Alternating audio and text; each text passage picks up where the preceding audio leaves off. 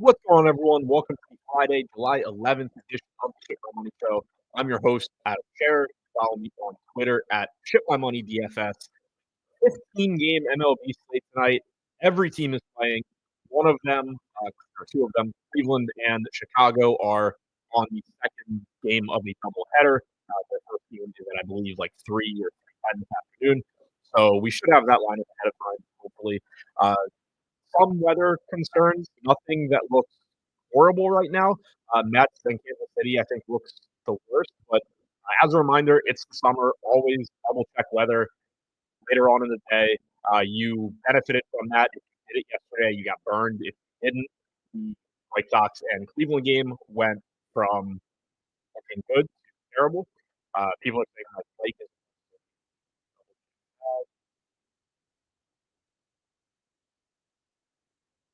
looks like everything's good on my end. Like it's obviously not because everybody's saying that there's a problem, but I also have no idea.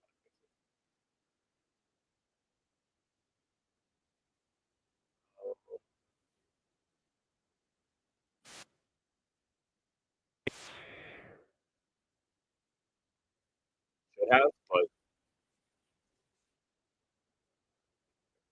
did that make a difference?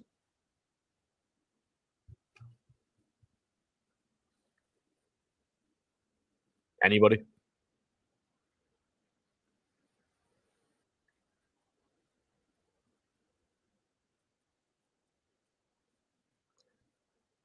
Okay, so I'm just gonna keep. Okay, people are saying it's better now.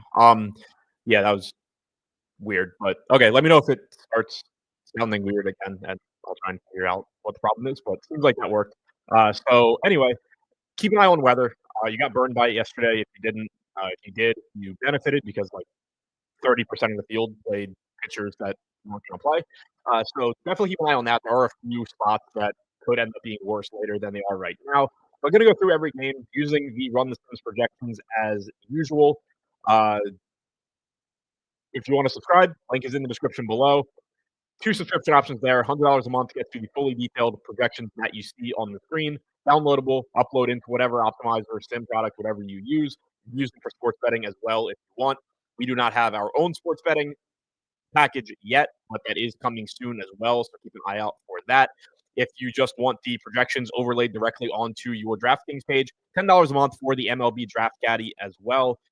Seems like there's still some issues with the mic, but I have absolutely no idea how to fix that. Um, I am on the right one, so I'm not really sure. Hopefully, it holds and is at least workable. If it gets to the point where it's really bad, let me know, and I'll try and like restart or something. I guess. Yeah, it certainly could be the software.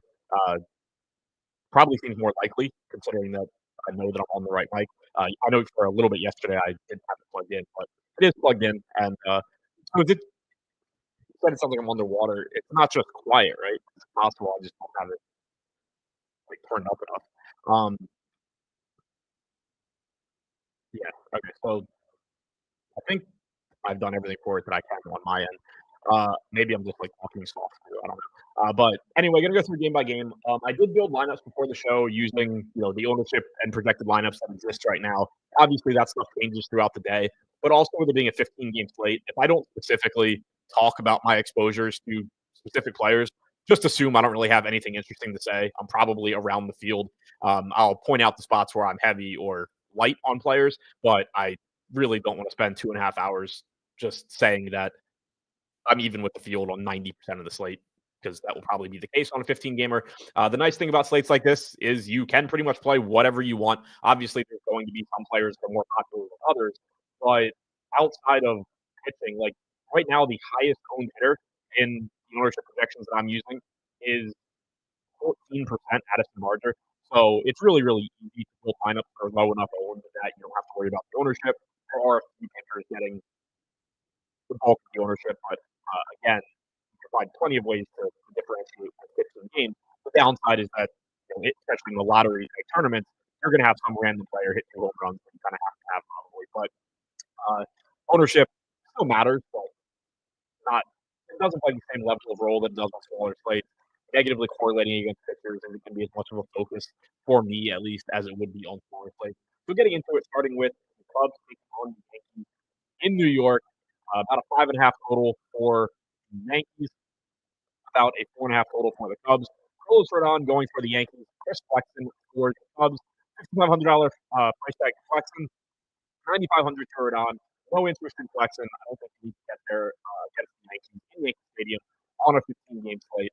But Carlos Rodon getting about 5% ownership, 6% of my lineup happening right now. So pretty much the field there. Good strikeout pitcher. There are really good other pitchers on the slate that are going to be bigger priorities, but Rodon is certainly a very good option.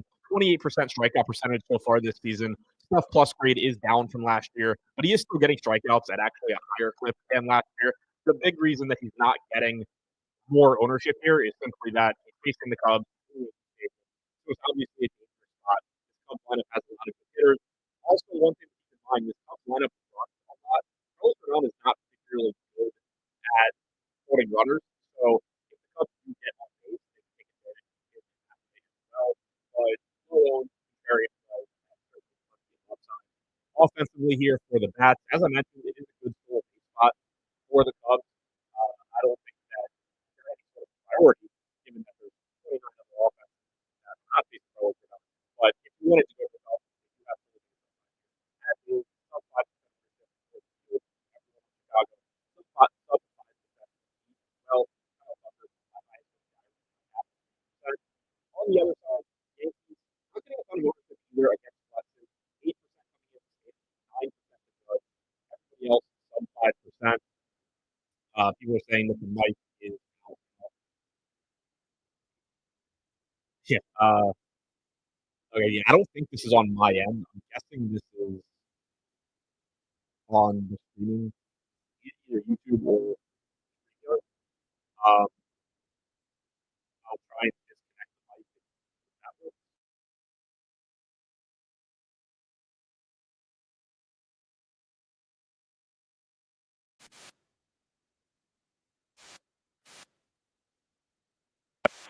Hopefully, I really doubt that worked, but if it did, that would be great. I'm not getting to too much of the Yankees. 6% Stanton, 3% Judge for me.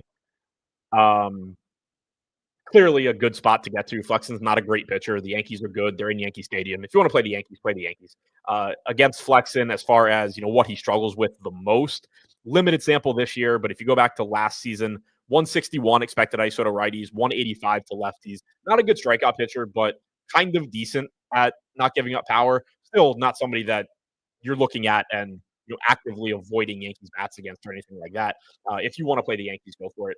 So um, it's just one of those spots where there's 30 teams. Whether I'm getting to them or not is pretty much irrelevant. They put enough at. They're not getting much ownership, so a high upside rate of contrarian if you want to go that route. Miami taking on Baltimore in Baltimore. Edward Cabrera pitching for the Marlins. For the Orioles, we have Kramer. Kramer coming in at 7,700. Cabrera coming in at 7,200.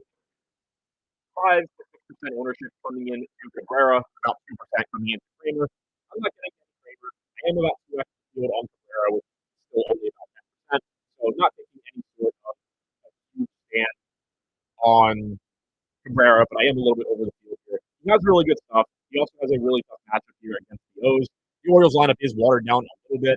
With Adley Rutschman on the injured list, they're on like their seventh string catcher at this point. No Gary Sanchez either, but still a lot of good bats in this lineup. A lot of good left-handed bats in particular. Cabrera so far this season is striking out 24.5% of hitters. Stuff plus grade is at 105.5. His command is better this year than last year, up to league average command now. So he's somebody who has really good stuff in a difficult matchup. Obviously, it's risky, but that's 7,200. I don't mind getting it. Banking on the ball, banking on the hoping for the best there. People say that Mike is again. There's not really do that. I'll try it. So,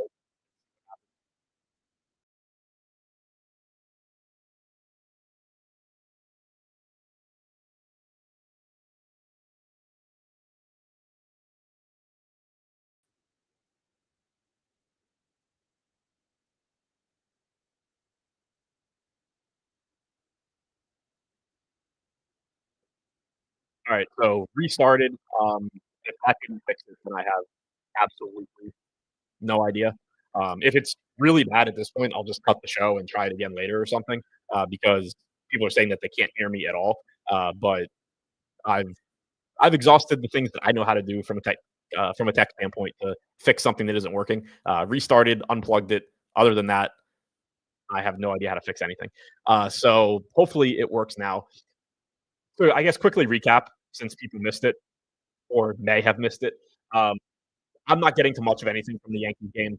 Carlos Rodon, obviously good pitcher, high ceiling, but tough matchup against the Cubs. Plenty of other good pitchers on the slate. Outside offenses with the Cubs and the Yankees, I'm not getting to a ton of either one. Uh, the Yankees would be my preferred side, obviously, given that they're basically on. For Miami and Baltimore, I am about 2x the field on Cabrera, getting to about 10%, at about 5%. Just kind of betting on arm talent there. It's obviously a tough matchup against the Phillies. But there are strikeouts in this lineup as well. His command has been better this year, as I mentioned. So at 7,200, I think that's taking some chances on just the raw upside that comes with Edward Cabrera.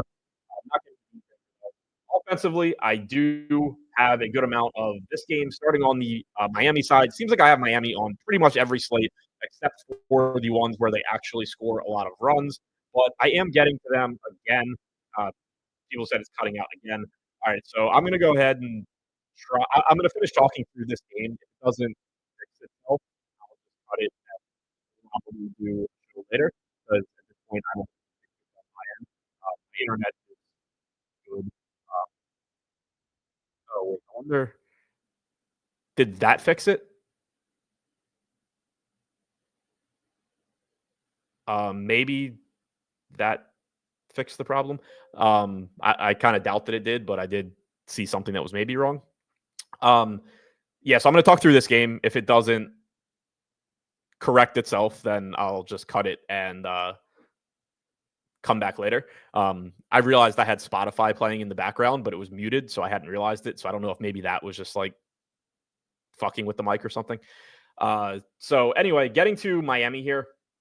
12% ownership coming into Jesus Sanchez, 11%, 10 to 11% coming into Agustin Ramirez, coming into Xavier Edwards and Otto Lopez, 5 to 6% coming into Kyle Stowers, Connor Norby, facing their former teams. And it is a pretty decent spot here against Kramer. Not the best front end of the Baltimore bullpen. If you get into the back end, you're probably in trouble where you have Dominguez, you have Bautista, no more Brian Baker. But if you can get to Kramer early and get into the front end of this bullpen, you can have success. Sanchez, 3,500 in a ballpark that plays up left-handed power. Like this spot for him a lot. So far this season, Kramer allowing a 219 expected ISO to left-handed hitters, only 153 to righties, and this park does play up left-handed power a lot more than right-handed power. So I like Sanchez a lot. He's in about 17% of my lineups. Agustin Ramirez, right-handed. The park's not great for him, but he is a catcher with power, which makes you playable. He's only 3,600, probably batting in the middle of the order. Like I said, Kramer has been much worse against lefties, but I'll take the raw talent that Agustin Ramirez gives you at catcher. Kyle Stowers, nice spot for him at 4K. He's in 7% of my lineups. There's just a million good outfield plays on the slate, but he does look good, has obviously hit for a lot of power this year, has the platoon advantage. I'm a little below the field on Lopez and Edwards, getting about 5% of each of them, but overall, I think Miami looks pretty good. Most of my exposure, though, is coming into Jesus Sanchez and Agustin Ramirez in particular. On the Orioles side, against Cabrera, mentioned that I'm getting to Cabrera, but I am also getting to the O's a bit here as well. 9% ownership for the field coming into Jackson Holiday, about 12% coming in to Gunnar Henderson, 9% coming into Westberg as well. Those are the three highest owned guys against Cabrera. They are three of my four highest owned. I have 14% Holiday, 13% Gunnar, 8% Tyler O'Neill at 4% projected ownership. Only 3,500 for him. I think it's an interesting price, just given his talent level. He hasn't been very good this season, but he only has like 100 plate appearances. He's been hurt for most of the season. We have a track record of, O'Neill being a solid hitter overall. Not an ideal park, but does, he is strong enough to hit it out in Baltimore. That is certainly for sure. So far this season, Cabrera allowing a 156 expected ISO to lefties with a 24.5% K percentage, 151 to righties, 24.5% K percentage. So again, he's been good this year, but it is a park downgrade for him, particularly for left-handed bats. Holiday and Gunnar, my two highest owned guys, followed by like 5 to 8%. O'Neill, Westberg, O'Hearn, Laureano, who obviously has been excellent this year as well. So am getting to offenses in this one. People are asking me to recap the Cubs game. To recap it generally, I don't have a ton of anything. I think that Rodon and the Yankees bats would be the sides that I get to first. One benefit for the Cubs bats is that Rodon is not good at preventing stolen bases historically. So if they do get on against him, they are probably going to look to run as well. If this were a smaller slate, I think that's something that you could really exploit. On a 15-game slate, though, it's still just such a small thing to mention. The Yankees clearly have the better matchup against Flexen. They don't happen to be a team that I'm getting a lot of right now, but clearly it's an okay spot. He's okay at limiting power, not great, but he is in Yankee Stadium against a team with a lot of power. So there's no true priorities there for me, but I would say that Rodon and Yankees bats are the preferred options if I have to pick something from that game. Colorado taking on the Reds in Cincinnati. Chase Burns facing a minor league team. He dominated in the minors. We've had one really good start and one really bad start in the majors so far. He's coming in at 7,500. This is another spot where you're probably just going to get a pitcher absolutely jammed against the Rockies. I have him projected for about 41% ownership right now. I think most places in the industry have about 30%. I think he comes in higher than that, but I still think he ends up being a good play here. He's one of the highest projected pitchers on the slate in terms of just raw fantasy points. You can see that right now we actually have him second, just edging out Joe Ryan. But, again, at his price tag, you look at these other prices around him. If you wanted to knock 2 points off of him, he's still going to be one of the best pitching plays. So I think Burns is going to be really popular. I do think he gets steamed a bit. He kind of checks all the boxes for that to happen. You have a pitcher against the Rockies, which is just kind of an auto click for people. You have a pitcher that's one of the best point per dollar plays and one of the highest draw scores. Those are just the types of plays that generally industry ownership as a whole misses too low on. So I do think you end up in like the 40-45% range on Burns. If this were a smaller slate, I think he would probably push 50-60%, but you do still have 29 other pitchers. Either way, I'm getting to 53% with a 41% ownership projection. He's got very, very good stuff, very good strikeout numbers in the minors, and you're facing this Rockies team that is just free strikeouts throughout their lineup. Unbelievably bad offense. They've already released their lineup. You have Mickey Moniak batting second, Tyler Freeman leading off. It's just a really, really bad Colorado team. Overall, their active roster against right-handed pitching this season has the highest strikeout percentage in baseball by nearly a full point, despite playing half their games in a park where it's very difficult to strike out. So Burns looks fantastic. I bet under 6.5 strikeouts at plus 120 earlier. But again, like that just has to do with the price. I didn't even really love that one, but I bet it anyway. For DFS, though, absolutely love getting to Burns. It's just one of these spots that I don't think there's a whole lot you can do about it. He's going to be really popular. He should be. Like, the Rockies are horrible. He's really good.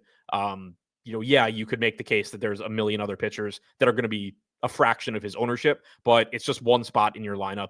I personally don't plan on approaching this slate by just not playing $7,500 Chase Burns against the Rockies. On the other side, German Marquez getting 2% ownership, 2% of my lineups. He's 5,200. Not a good park to pitch in, but it is better than Coors Field, at least, overall. Not a great matchup, not a horrible matchup, nearly a 6 total for Cincinnati. Obviously, you're not looking to get to much German Marquez at all. For the Rockies against Cincy, you can make the negative correlation argument at very low ownership if you want to. I'm still not getting to too much of them. I have like 6% Goodman, 5% Freeman, less than 5% of everybody else. Goodman is the highest owned guy in this lineup at 3%. So, they're in a good park for hitting. They're facing an unproven young major league pitcher, but the odds certainly are in Chase Burns' favor to have success here against Colorado.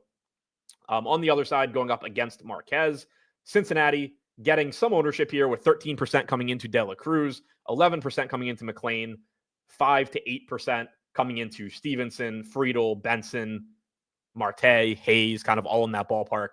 I'm pretty similar to the field, but kind of like with Miami, I have, a couple guys standing out at the top, getting to 25% Ellie De La Cruz. That's about 2x the field, getting to 13% Matt McLean, and then getting to 9% a piece of Friedel and Benson. After that, for me, it drops off. So probably looking at a good amount just based on those player exposures of smaller Cincinnati stacks. But certainly if you want to 5-man stack them, that is fine as well. So far this season, Marquez allowing only a 140 expected ISO to righties, but he's gotten beat up by lefties. 225 expected ISO, 378 expected WOBA, 14.5% strikeout percentage against lefties. Certainly prefer that side of the plate. I do like the $4,400 price tag on Matt McLain, assuming he's hitting near the top of the order again. He's kind of gotten out of that 9 spot lately, so I like going to him. But other than that, really prioritizing the lefties here with De La Cruz, Friedel, Benson. I think all those guys look good. They all have power.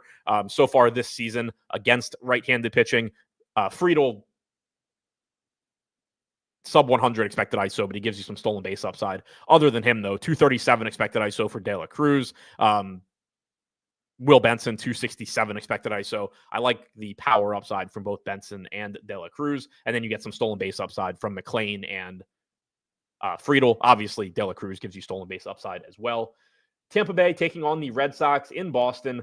This one is interesting because it's just a weird quirk with industry projections, basically. Drew Rasmussen is opening this game for Tampa Bay. He went 2 innings the last time he did this. I assume he's going around 2 innings again. So you're not playing Drew Rasmussen. If you're looking on the screen right now, our projection on him will come down. Our first sim had him, basically projected for normal, but I put it in the notes here. He is an opener today. He's probably going like 2 innings. He's being followed by Joe Boyle, who is not projected for any ownership, and I'm not getting to him right now, but he's kind of interesting. Like, if you wanted to pivot away from $7,500 Burns to a guy that's not going to get ownership and has a high ceiling, or like I'm getting to a lot of Max Scherzer, haven't talked about him yet, certainly don't love it, but could turn some of him into Boyle. Boyle is a good strikeout pitcher who has absolutely no idea where the fuck the ball is going. Like, walks everywhere, tons of strikeouts. So if he was just like the projected starter, I think he'd probably be getting, 5-10% ownership on him. But like you can see for us, because the way that our sims are set up, our data provider set up, we have the first pitcher into the game, which is Rasmussen. There's other sites too that are just not going to have a projection period on Boyle. It's going to automatically lower the ownership. So I think it's likely that he just ends up not getting ownership really at all, and certainly gives you a ceiling. He went 5 innings. He threw 95 pitches the last time they did this with him piggybacking Rasmussen. So like kind of interesting to me in large field tournaments, but I can only, I guess, say he's so interesting given that I still don't have him right now. But if you're somebody that is going into this slate, I guess saying like, I don't want to play Chase Burns for whatever reason, or, you don't want to play Max Scherzer, which I don't blame you at all. Boyle is somebody in that price range that does have strikeout upside. As a starter last season, he struck out 24.5% of hitters. He had a 105.5 stuff plus grade. Like, he has good stuff. It's just a matter of he has no clue where the ball is going. 83.9 location plus grade last season. Just unbelievably bad. For context, league average there is 100. So just no clue where the ball's going. It was mentioned in chat as well that Alex Bregman is back for the Red Sox. Obviously, that makes their lineup better when he's in it. You have Duran, Bregman, Yoshida's back as well. So this Red Sox lineup that we have been able to pick on a little bit lately is deeper than it had been. Obviously, you still don't have Tristan Casas. He's done for the year, but you have Bregman in there now. You have Yoshida in there. Duran, Bregman, Yoshida, Narvaez, Abreu, Story, 1 through 6. No Roman Anthony today. Meyer batting 7. It's certainly a better lineup than you have seen for a while. And I am a little concerned. Like, a lineup like that does concern me a little bit for Boyle as well, especially getting somebody like Bregman back. He is such a veteran quality hitter. This is, especially the top of this lineup, a lineup that I think can potentially make Boyle work, fall behind in counts, etc. Wookie said, is Boyle on a pitch count? No. 5 innings, 95 pitches the last time that he pitched, which was the last time Rasmussen started. They did this 5 days ago or whatever. Rasmussen threw 2 innings. Boyle came in through 95 pitches. I'm not saying he definitely throws 95 again today, but it's there. Like, if he's pitching well, he can give you 5 innings, 95 pitches. Shady's in chat. What's up, Shady? Yeah, so I don't know. Boyle's an interesting one to me. I could see me getting to him by lock. But like right now, I don't really think he gets ownership. I don't have a crazy high projection on him. I have him at like 12 or 13. But again, I think it really just depends on what you're doing with Scherzer, what you're doing with Burns.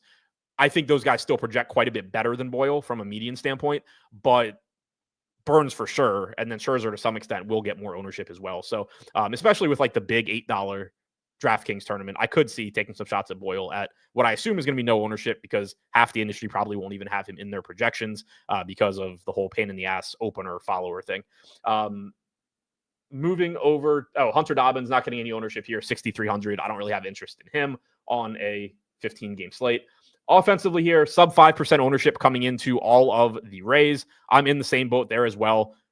It's another team that's going to be low owned. If you want to play some of them, fine. They're in Fenway, good park for hitting home runs, etc. But I can't call them any sort of a priority because there's 100 other teams on the slate. Junior Caminero, Yandy Diaz, Danny Jansen, Brandon Lau. I'm getting like 4 to 6% of those guys. So technically 2x the field, but also still small amounts. So far this season, Hunter Dobbins against right-handed hitters, 19.5% strikeout percentage, 186 expected ISO, 188 expected ISO to lefties, 15% strikeout percentage. So just kind of decent power numbers allowed to both sides. The Rays do have strikeouts in their lineup, but they do also have power, and they are in Fenway, which is nice. It's not a park upgrade per se for the Rays like it used to be when they played in Tropicana instead of a minor league stadium, but it is still a good park for home runs against right-handed pitching this year. 202 expected ISO for Diaz, 294 for Aranda, 230 for Caminero, 168 for Lowe. Ha-Sung Kim is back. He has some power upside as well as stolen base upside. Brandon Lau has power at second base. If he's in the lineup, he is day to day. So there is power upside here. But again, there's just going to be power upside in a lot of different spots on this slate. For the Red Sox, on the other side, I'm not getting to them much. Neither is the field. 5% ownership to Jarren Duran is the high mark. I don't have a ton of interest there. Rasmussen's not a bad pitcher at all. Like, he didn't get moved from starter to opener because he's not good. He got moved because they're trying to limit his innings as he works his way back from injury. So you're going to get probably 2 innings or so from him just being a good pitcher. And then you're going to get Joe Boyle coming in, throwing like 100 miles an hour and maybe walking guys, maybe not, but probably not giving up a lot of production. That's not really his thing. It's more so he just puts everybody on base or he strikes them out. So he's not really the type of guy that I love rostering hitters against. Like, if you do go to the Red Sox, the hope would just be that Boyle doesn't have good command, good control, and in those 3-1 counts, he's throwing fastballs down the middle instead of throwing ball 4, or that he's just walking everybody. He gets out of the game quickly. Then you get into the bullpen. You get some extra at-bats because of the walk. So, like, the Red Sox in Fenway, especially with Yoshida and Bregman back, there is always naturally some upside there, but not a spot that I'm super interested to target on this slate. Seattle taking on Detroit in Detroit. Tarek Skubal Day for the Tigers. Obviously going to be one of the most popular pitchers on the slate for good reason, even at $12,000. Luis Castillo on the other side at $8,700. Skubal, the priority here. He's projected for about 38% ownership. I have 41%.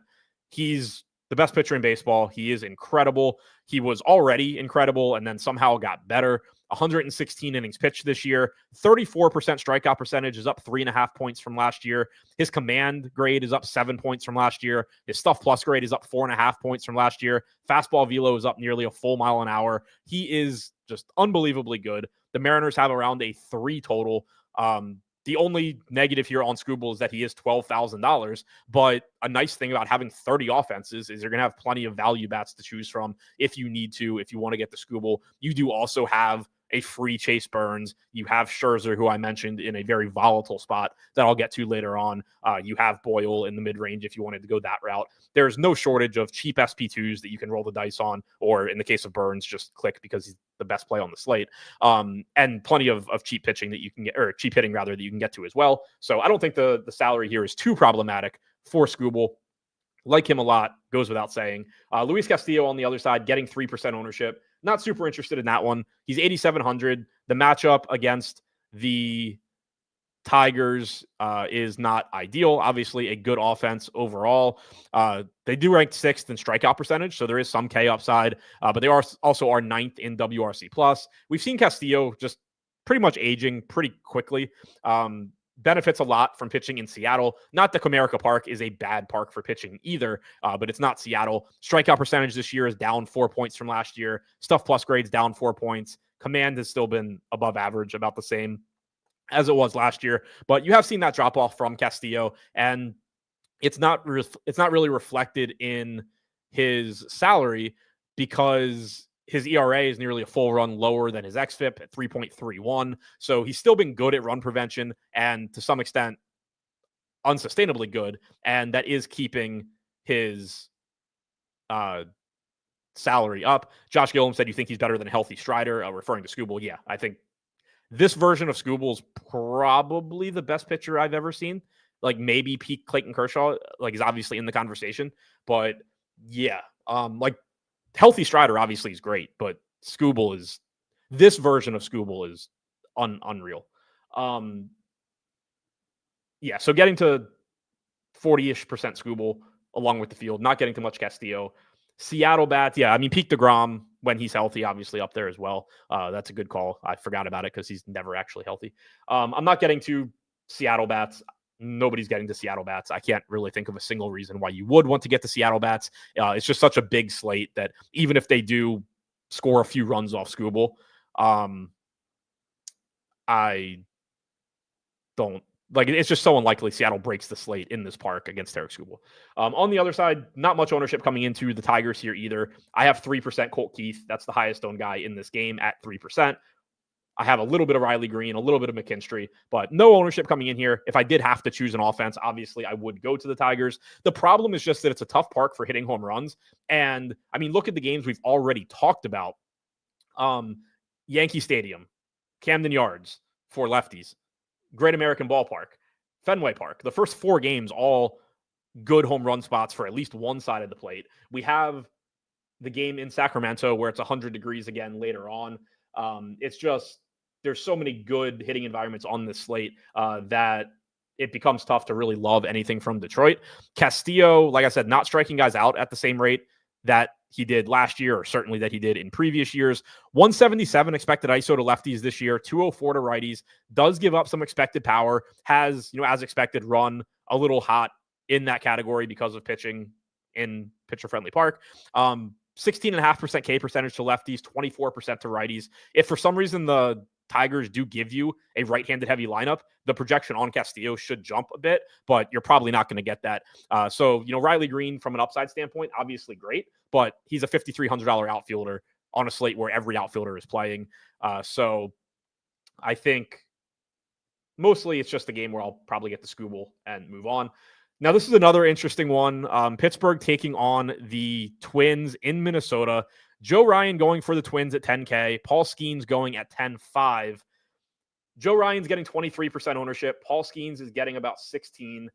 I'm below the field on both. I have 11% Ryan right now. That's not really the interesting one to me. That's like, I think he's a good play. He's facing the Pirates. He just happens to not be in that many of my lineups because I am prioritizing Skubal, and then I'm getting to a lot of the mid-range with Burns, again with Scherzer, which scares the shit out of me. Hopefully that, I wouldn't mind if that goes away. But Joe Ryan, definitely somebody where if I have more of him later, fine by me. It is a good spot against Pittsburgh. He is a good pitcher. 29% strikeout percentage this year, above average stuff, above average command, although it is quite a bit worse than it was last year. We have seen a pretty big drop off there, but it is still above average. He is still getting a lot of strikeouts. The matchup against the Pirates is good. Their active roster ranks 28th in WRC plus against right-handed pitching. They rank 7th in strikeout percentage. Very good matchup for Ryan. And if I happen to get more, fine. The other side here is that I don't know what to make of Paul Skeens. He has not gone more than 5 innings in any of his last 3 starts. He threw 78 pitches and was pulled after 5 innings last game. He is most likely starting the All-Star game next week, almost certainly pitching in it. I think that they even specifically said that they're trying to set him up to pitch in it. I'm not guaranteeing that he doesn't just go out there, throw 90 pitches in 7 innings. Like, maybe he does. I haven't seen it officially confirmed that he's going 5 innings. But logically, based on what we've seen lately, I assume he's on some kind of restriction. We have him projected to go or to get 16 outs right now, 16 to 17. So we have like a semi-normal projection on him, but a little bit lower than usual. We're a couple points lower than other places in the industry that have him projected to go even deeper. I didn't, at least for right now, I didn't manually cut this projection. Like, I considered just cutting him to 5 innings and saying, okay, that's how I'm going to project him. But we're already lower than the industry. And one thing that I think is tough, like really difficult to quantify here, is that if Paul Skeens knows he's going 5 innings and throwing like 75 pitches, you would expect probably an uptick in his strikeout percentage that you have to account for, because he can throw a little bit harder. He can keep his foot on the gas a little bit more. He doesn't have to pace himself. Not that he's ever not throwing hard, but you would expect probably a little bit of an uptick in strikeout percentage if he knows that he's not giving 7 innings no matter what. We saw it again, not that it means anything, but we saw like 10 strikeouts in 5 innings last time out. So I don't want to like cut his projection too far here, because I do think there's kind of a sliding scale where the more limited he knows he is, the more he's probably going to increase his strikeout percentage. But I am not really getting to him, because the way I'm kind of thinking about this is like, yeah, it's Paul Skeens. He's great, but he's $10,500 and he's right now projected for like 15% ownership. So people are playing him at this price.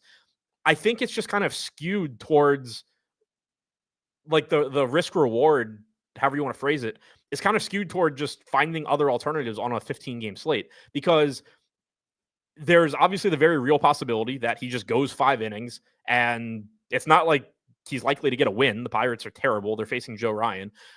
So there's the very real possibility he goes 5 innings, scores, 16 fantasy points or something like that. And you don't want him at 10,500. But also, let's say he does what he did last start, right? He goes 5 innings. He scores like 27 DraftKings points. Obviously, if you know ahead of time that Skeen scores 27 DraftKings points, you're just playing him everywhere.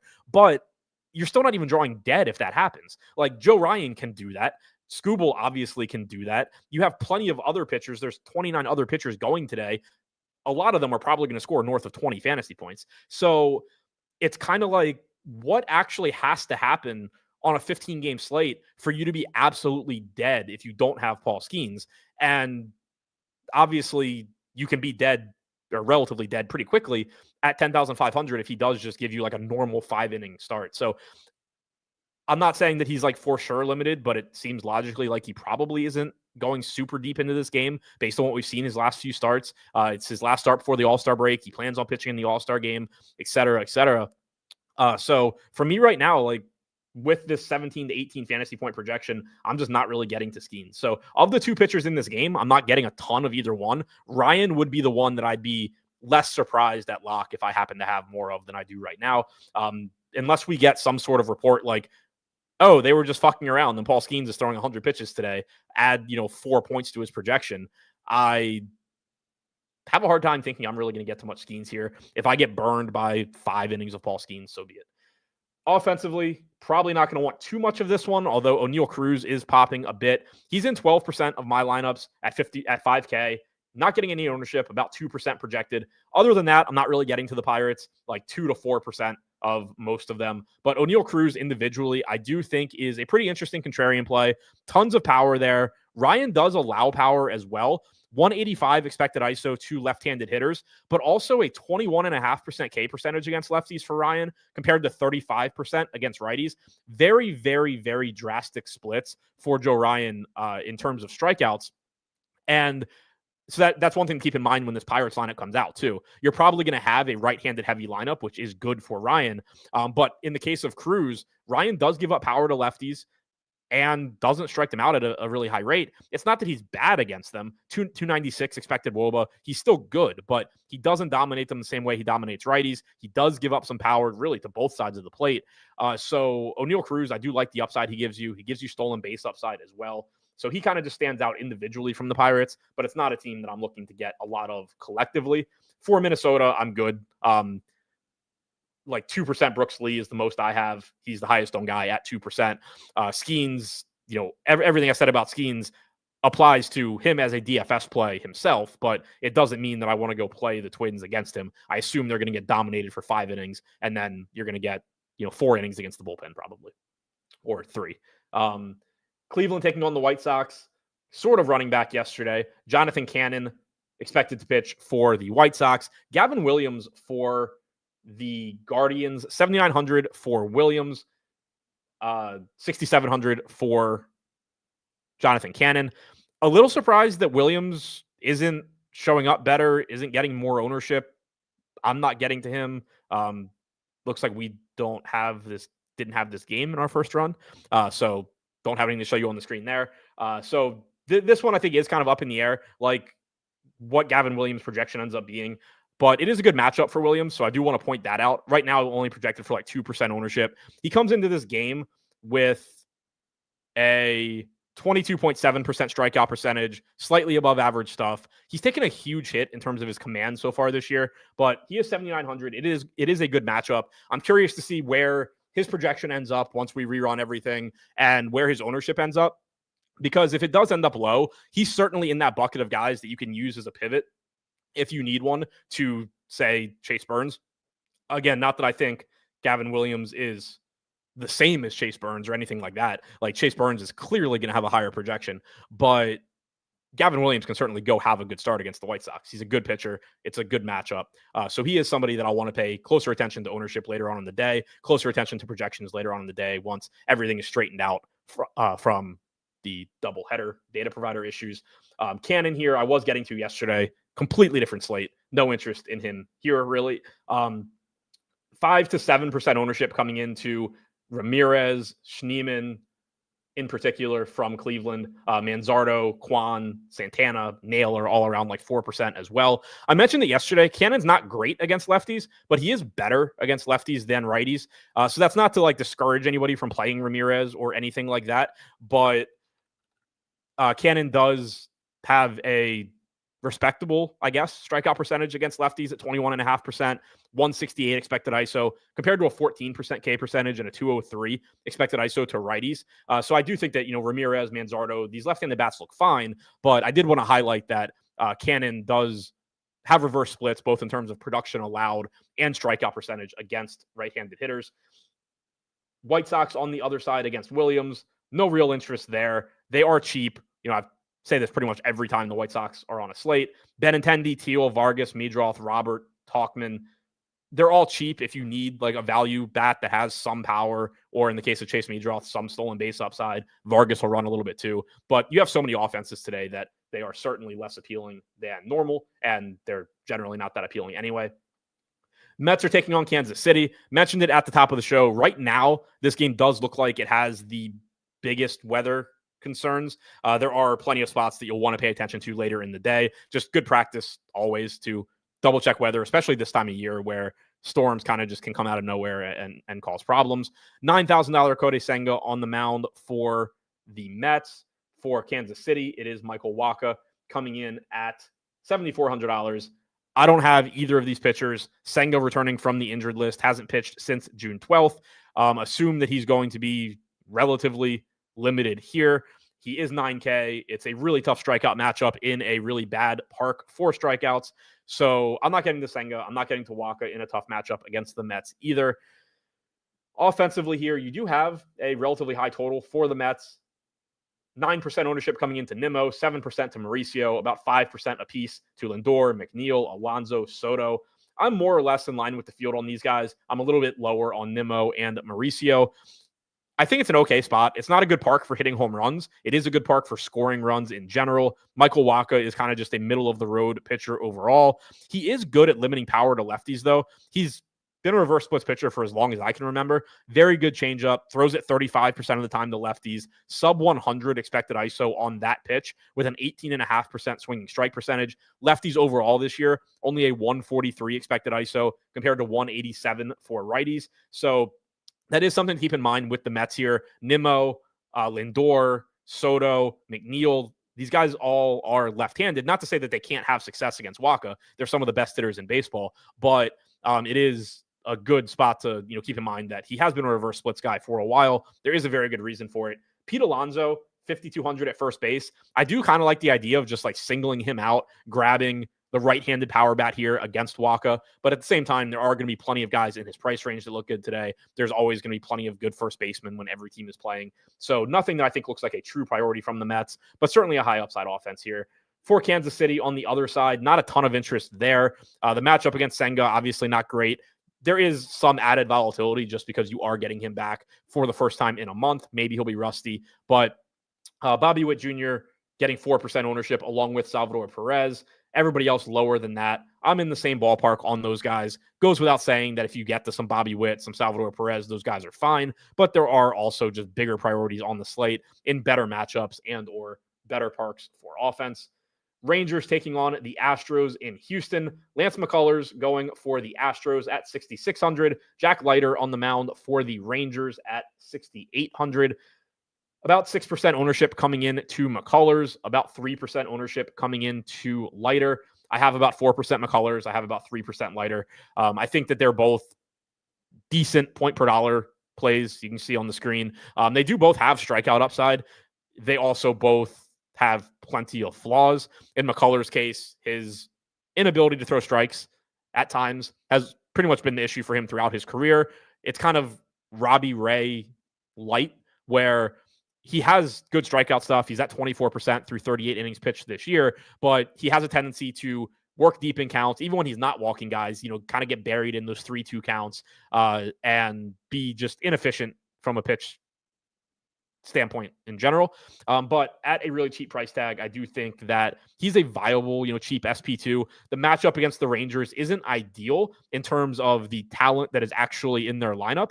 But overall this season, they also have not produced. Only a 93 WRC plus against right-handed pitching, ranks 25th in baseball. They are 19th in strikeout percentage. Again, I think they're better from this point forward than they have been year to date.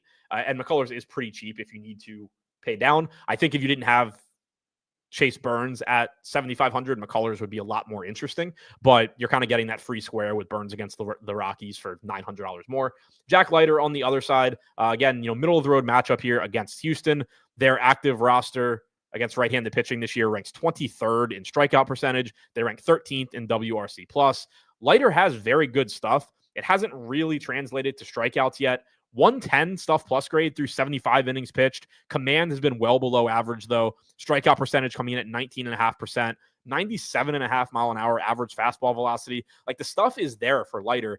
And if you get a game where he happens to be locating well, he's really, really difficult to hit, and he can rack up some strikeouts. But again, it's a below average strikeout matchup against Houston. And more often than not, his command isn't that great. We did a handful of starts ago, he switched his glove. He was concerned that he was tipping pitches. You kind of saw it seemingly start to work out for him, racked up some strikeouts in his first couple of starts after the change, but more or less is back to just not being particularly good yet. So I'm not really putting any weight into improvements based off of that. I think he's just another, if you're playing 150 lineups, he's cheap. He has talent. Like, he's a very talented pitcher. It just hasn't all been put together for him yet, and the matchup certainly is not ideal. Texas, getting some ownership, or not getting much ownership. I'm getting to them a bit. Going up against McCullers.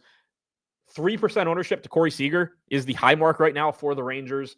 I have 10% Adolis Garcia. I have 10% Seager. I have 9% Langford and Semien, and then it drops off from there. Like I was saying, I think this is a team that is just better from this point forward than they have been year to date, based on the pedigree of the guys in their lineup, based on the power that they have. And you have Corey Seager at 4,600. Garcia's only 3,800. Langford's only 4K. Semien 4,300. Like, this is an affordable team to stack that has a lot of power upside. So far this season, righties do have a 204 expected ISO against Lance McCullers as well. Lefties are at 157. It's not really surprising to see reverse splits from him either. Very, very, very reliant on his knuckle curve. Curveballs generally do play better against opposite-handed hitters, so it's not really surprising to see more power allowed to righties than lefties, but it does make me interested in Garcia, Langford, Semien, and then obviously Corey Seager is just fantastic. I don't care about McCullers splits. It's Corey Seager at a sub 5K price tag. Houston on the other side, 4% ownership coming into Christian Walker, 3% to Paredes and Altuve are the high marks. I have 7% Christian Walker. That's my highest owned guy here. followed by 5% Diaz, 4% Paredes, and Altuve. So I'm getting to a little bit of Houston, a little bit higher than the field in on a couple of guys, but certainly not a priority here. Leiter has allowed a lot of power this year, though. 19% strikeout percentage to righties, 221 expected ISO. That's about 50 points worse than his actual ISO allowed.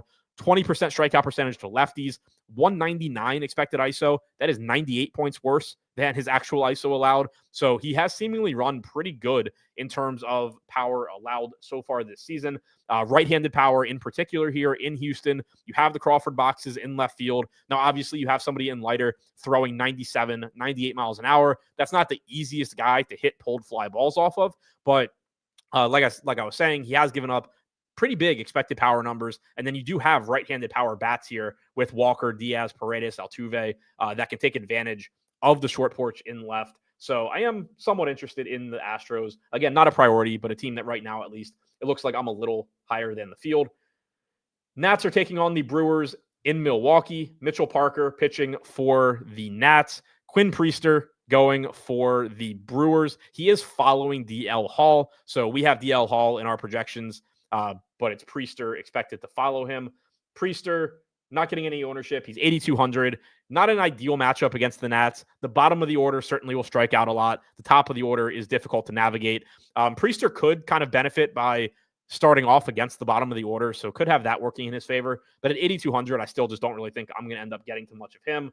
I have 3% Mitchell Parker at no ownership simply because he's $6,000, but neither of them are any sort of a priority for me in this one. For the Nats against Milwaukee, no ownership coming in there. I'm not getting to them either. Goes without saying, if you want to play some CJ Abrams, some James Wood, by all means. But keep in mind, their first at-bat will be against the left-handed DL Hall. Hall does have nasty stuff also. Generally has no idea where it's going. So you do have plenty of walk upside and then potentially stolen base upside for those guys. But the first at-bat for both Wood and Abrams should be against a pretty nasty lefty, which obviously isn't ideal either. And then also you just get into the issue of it is a massive slate, but tons of power for James Wood, for CJ Abrams, stolen base upside as well. Milwaukee on the other side going up against Parker. Right-handed power does play pretty well against him. I'm getting to 12% Andrew Vaughn at 2,300. He's been bad this year, and he's never lived up to expectations since being taken, I believe, third overall out of Cal by the White Sox. But he does still have solid raw power, and even though he hasn't lived up to expectations, he has still hit for average to above average power in the major leagues. Gets the platoon advantage here against Parker, so I do like the cheap price tag on him. Open some stuff up. We don't have him in our base projections right now, so I can't pull up his pinch hit percentage, but that is something that I'll want to check later on in the day. Once, assuming he's in the lineup, once we have him in, is just seeing what his pinch hit percentage is, because there is probably a pretty decent chance he ends up getting pinch hit for once they go to a right-handed reliever. But the point per dollar projection is solid. William Contreras, 4,100. Hasn't hit left-handed pitching well for years. I've talked about this on previous shows. I never really know how to read into that for hitters. It's a lot easier to figure out for pitchers because you can just look at what they throw and form an opinion on if they should be reverse splits or not. For hitters, you can't, see what they're seeing or anything. So it's a lot more difficult, but it is worth noting that he really has not hit left-handed pitching well for quite a while. Going back to last season against left-handed pitching, Contreras, only a 322 expected WOBA, 132 expected ISO. If you go back to 2023, he gets up to a 180 expected ISO in 442 plate appearances. So again, I think that the assumption going forward should be that at the very least, Contreras is better against left-handed pitching than he has been over the last year and a half. And ultimately, from a DFS standpoint, I think the biggest thing is just he's 4,100. He's a good hitter overall. He even gives you some stolen base upside. He's getting 9% ownership. I have 6%. You're getting about 5% ownership to Durbin, to Yelich, to Ortiz, 8% to Churio. All of that stuff looks fine to me. So far this season, Mitchell Parker against right-handed hitters, only a 16% strikeout percentage, allowing a 221 expected ISO. There is power upside here for these right-handed bats. Atlanta taking on the Cards after disappointing yesterday against JP Sears in 100-degree weather in a minor league park. Taking on the Cardinals tonight in St. Louis. Grant Holmes pitching for the Braves. Matthew Liberatore going for the Cardinals. No ownership coming into Liberatore at 8K. I don't have him either. Grant Holmes getting about 4% ownership. I'm getting to 2%. Not a good matchup for him going up against the Cardinals. Tough team to strike out. Good offense overall. Their active roster against right-handed pitching this year ranks 8th in WRC+. They rank 26th in strikeout percentage. Holmes does have good strikeout stuff so far this year, striking out 27.5% of hitters. Below average stuff plus grade, but actually up from last year. So could be a case of just the model in general being biased against what Holmes throws for whatever reason. Has average command. So strikeout ability is there, but he is 8,500. He does have a tough matchup. Not somebody that I expect to be getting too much of here. For the Braves bats, I am getting a little bit north of the field on a couple of them. Austin Riley coming in at 5 to 6% owned should be surprising to absolutely nobody that at 4,200, I am over the field on Austin Riley. Liberatore is not a bad pitcher. 163 expected ISO to righties this year, 129 to lefties.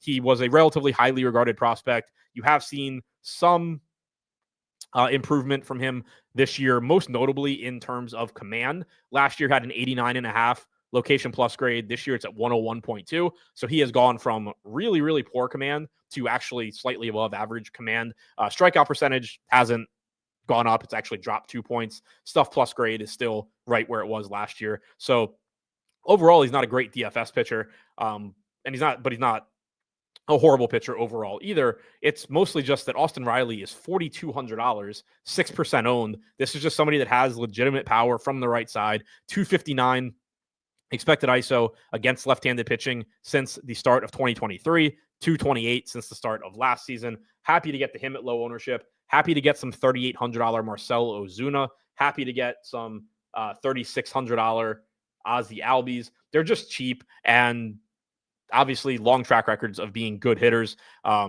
for these guys. Riley this season, or since last season, 180 actual ISO, 228 expected ISO.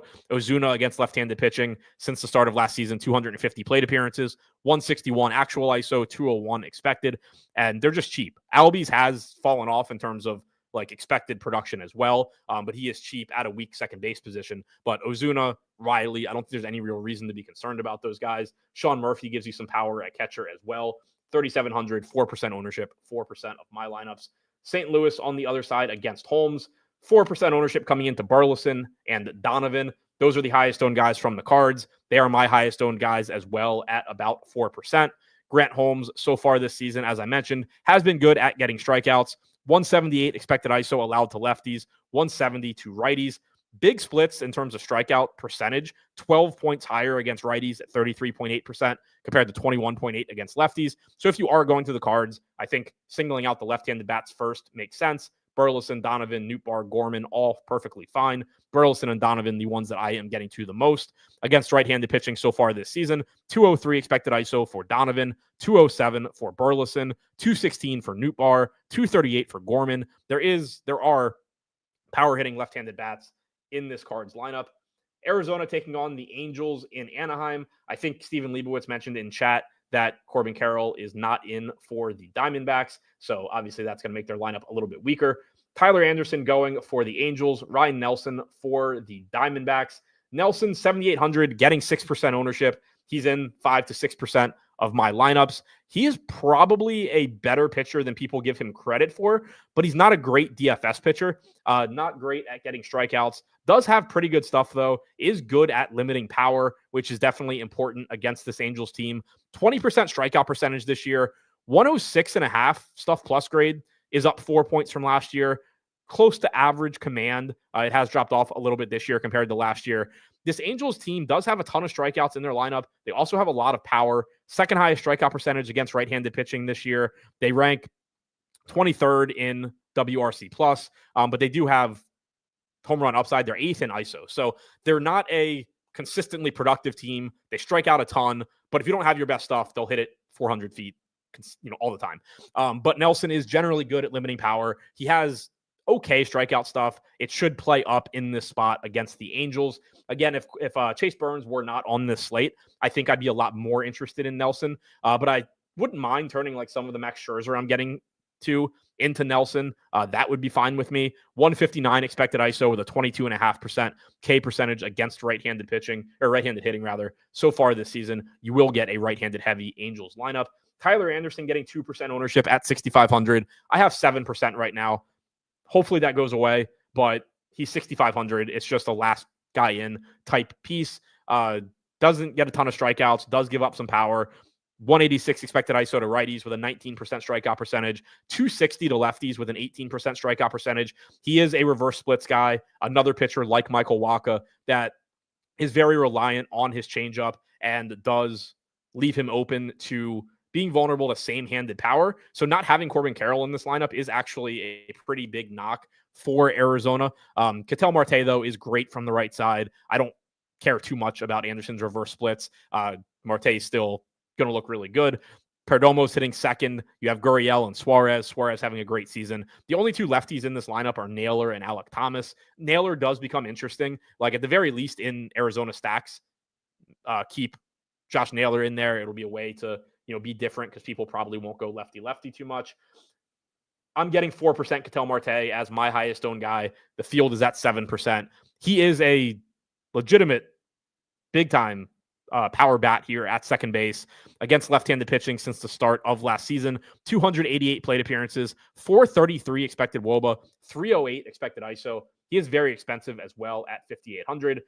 Suarez was showing up about 2% for me, along with Gurriel, Naylor. I'm not getting much of Arizona, mostly because they are relatively expensive compared to some other teams, but it is a good park for power, is a good park for hitting home runs. Anderson does give up some power. It's not a great Angels bullpen behind him. I think the Angels are Diamondbacks rather, are a very high upside stack, even though I'm not getting too much of them at low ownership. I, in my head at least, do find them interesting. Angels on the other side against Nelson, I'm getting 5 to 6% Trout, Ohapi, Soler, Adele. They're just all really cheap. 4,800 Trout is the second most expensive guy on the team other than 5K Neto. Again, I don't love the matchup against Nelson, but you do have a lot of relatively inexpensive power upside here in a good park, 4 home runs for the Angels. Phillies taking on the Padres in San Diego, about a 3.5 total for San Diego, about 4.5 for the Phillies. Ryan Bergert going for the Padres at 5K flat. Ranger Suarez pitching for the Phillies at 9,200. Very tough strikeout matchup for Suarez. Not a good matchup overall for Bergert, although he is 5K. About 2% ownership coming into him, about 4% coming into Suarez. I have 1% Suarez, and that's all that I have as far as pitching goes in this game. Against left-handed pitching since the start of last season, the Padres active roster ranks dead last in strikeout percentage. They also have not been productive. They rank 24th in WRC+, but it is a tough strikeout matchup for a $9,200 Suarez on a slate where you have plenty of good pitching to get to. He is a good pitcher overall, but again, the matchup just is difficult. Coming into this game, 24% strikeout percentage in 77 innings pitched. Very, very good command. Elite 113 location plus grade for Suarez this year. Just kind of looks like a spot to me where I'm probably not going to really want Suarez all that often, but I'm probably not going to want the Padres all that often either. On the Philly side against Bergert, 5% or less ownership across the board. Trey Turner in 7% of my lineups. That is the high mark for me. Very limited sample for Bergert in the majors so far this season. Probably not a great pitcher. Phillies probably have the advantage here. But again, they are relatively expensive as a stack. 5,100 for Turner, 5K for Harper, 5,200 for Schwarber. It's not that those prices are too expensive for those hitters individually. It's just that when you start stacking them together, it becomes a little bit cost prohibitive when you have so many other teams on the slate that are cheaper and collectively are more likely than the Phillies to win the slate. And you can just build better teams around them. So I think that's what kind of keeps the Phillies in check here. But I am around the field on them at like 3 to 5% ownership across the board. Not getting the Padres bats here against Suarez. Toronto taking on the A's in Sacramento should be a good park for offense, or a good spot for offense rather. And apparently right now, at least in my lineups, hopefully a good spot for pitching too. I've alluded to it several times. 7K Max Scherzer is getting into a lot of my lineups. Right now, only have him projected for like 10% ownership. I do think there's a pretty decent chance that jumps to like 15, 16% by the time we get to lock. This is a very, very volatile spot. Max Scherzer obviously is not what he once was, but he is still good enough to strike out some of these A's hitters, particularly the ones that are likely to be at the bottom of the order. 17 innings pitched so far this season for Scherzer, 23% strikeout percentage, 22.5% K percentage last year. 93 mile an hour average fastball velocity is actually up a little bit from last year. Stuff plus grade is similar to last year. So I think at this point in his career, he's kind of just an average guy. But this A's lineup, we've had Jacob Wilson miss each of the last 2 games. Right now, we have him projected in. So our strikeout projection on Scherzer is actually probably lower than it will be if Wilson is out. We don't have Andujar projected in. He did return. He's another low K guy. But what really drives the strikeouts here for the A's is like at the top of this order, let's say you do have Wilson in even. Obviously, he's very difficult to strike out, and Duhar is very difficult to strike out. But Lawrence Butler will strike out. Rooker strikes out. Kurtz will strike out. Langalier's probably back in the lineup. That is a downgrade from when it was Austin Wynns. Zach Galoff, though, has also been back for the A's. He's a massive strikeout guy.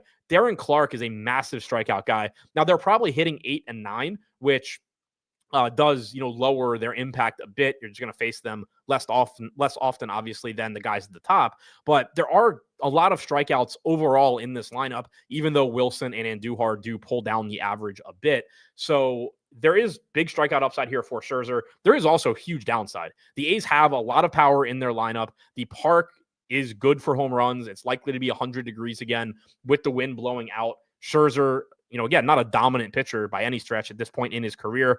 Going back to last season, has held lefties to a 144 expected ISO, but only a 16% strikeout percentage.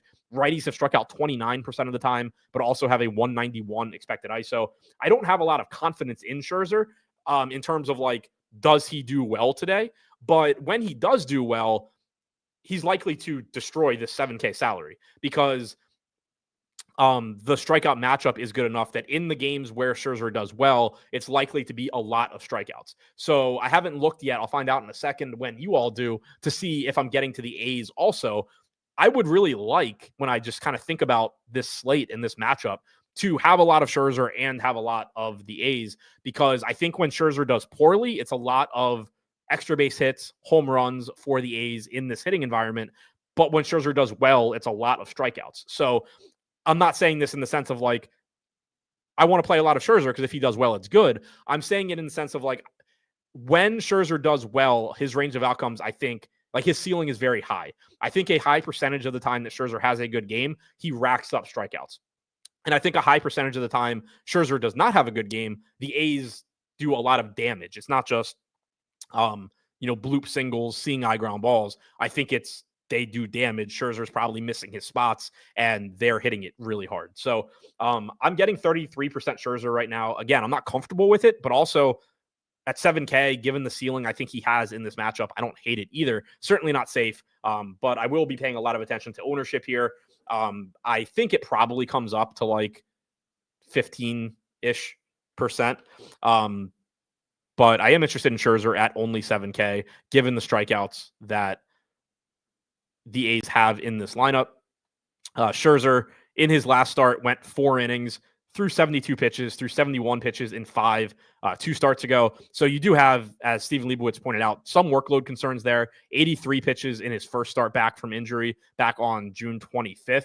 That last start against the Angels, he was kind of struggling, walked 3 guys. But you do have concerns about how deep he goes into this game. We know that he's been dealing with the nagging, I think, thumb injury or wrist injury, something in his hand.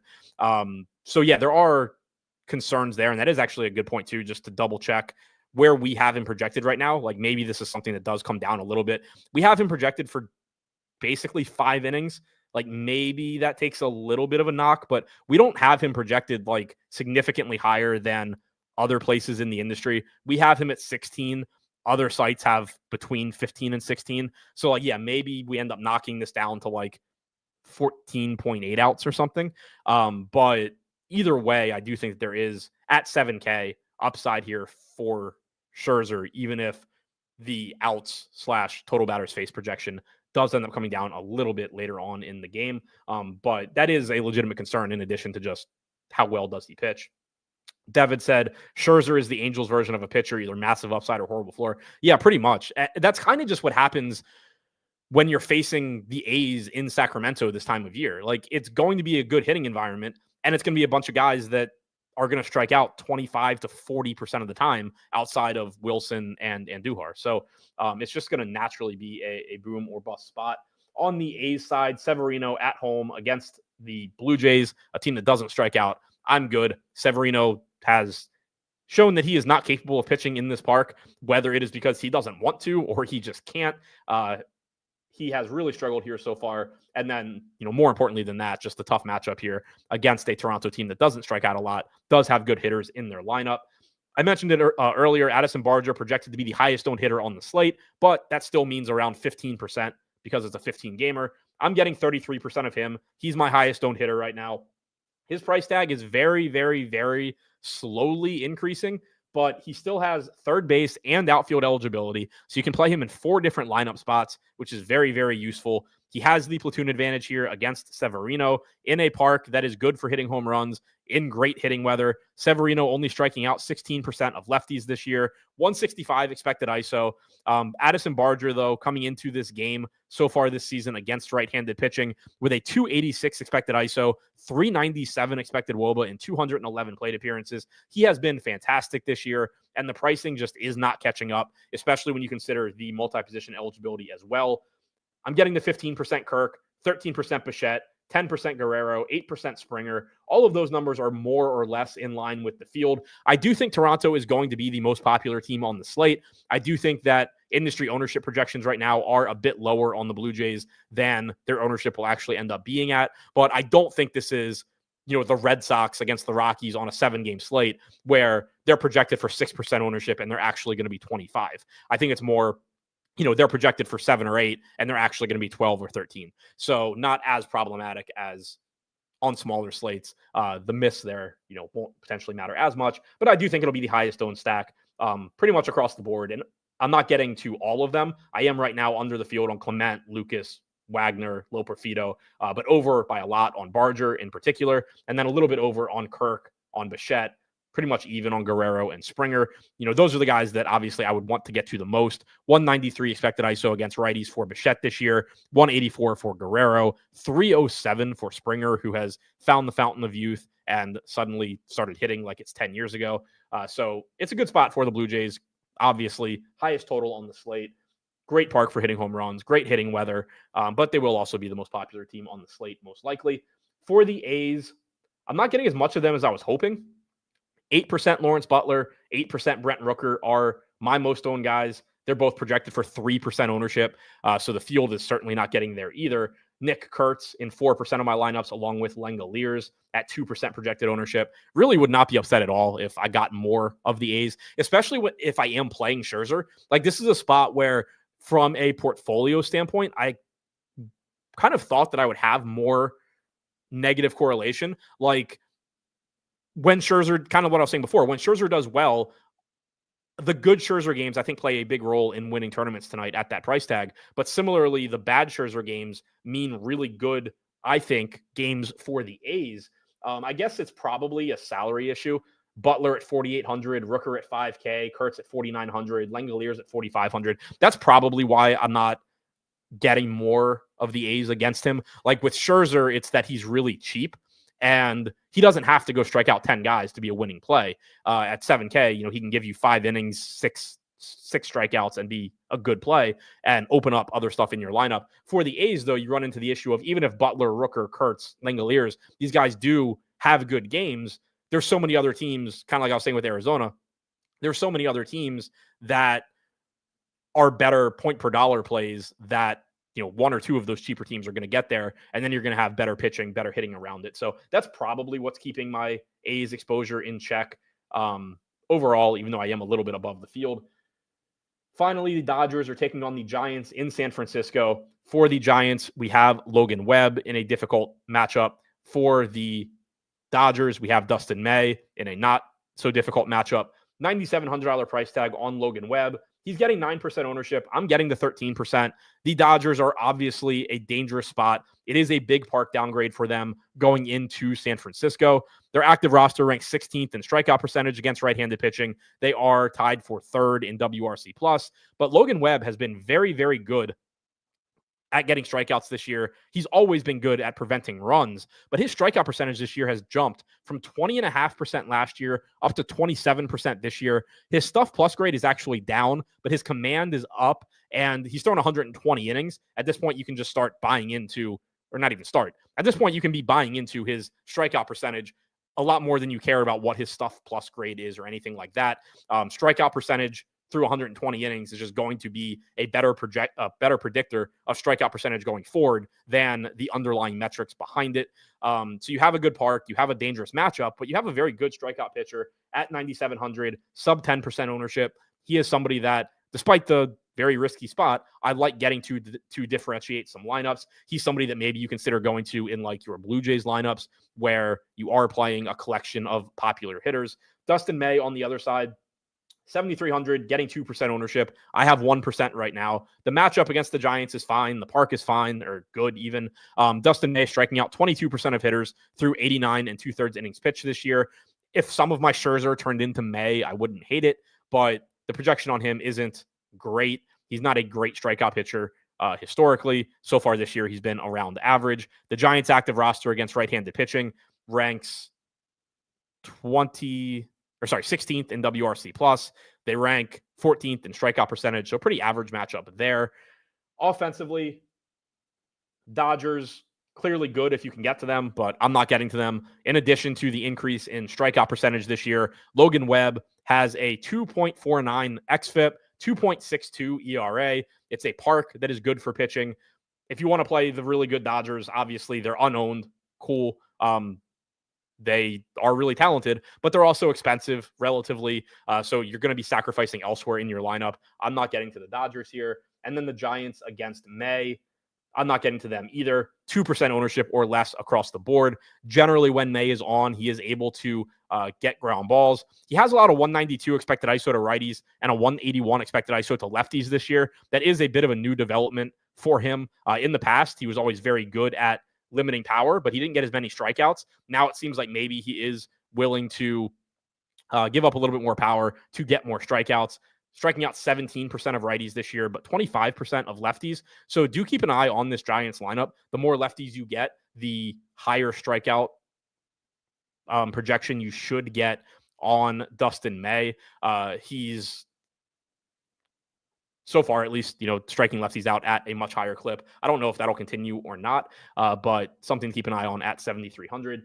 So to recap everything here, starting with pitching, you can see the highest projected pitchers overall on your screen.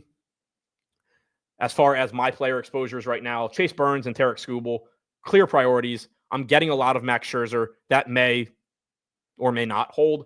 But those are my three highest owned guys. Then I'm getting to some Webb, Ryan, Edward Cabrera, about 2x the field on Cabrera for whoever had asked previously. I have 10%. Right now, he's projected for about 5. At catcher, switch over here. Highest projected catchers are on the screen. My highest owned catchers right now are Alejandro Kirk and Agustin Ramirez, followed by Ohapi, Goodman, Jansen, Contreras after a drop-off. But Kirk and Ramirez, the priority catchers for me right now.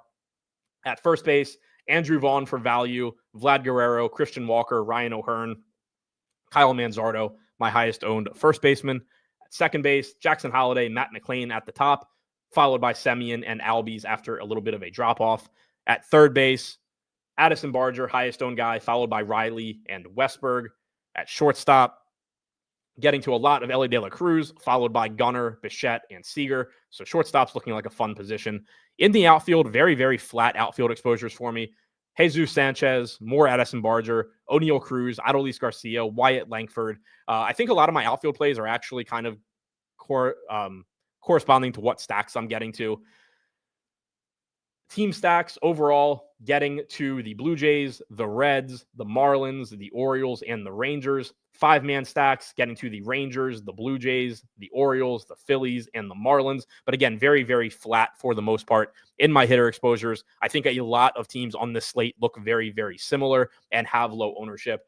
So I am getting to a lot of, in terms of percentages, getting to a lot of Skubal, Burns, Scherzer, and then just mixing and matching offenses.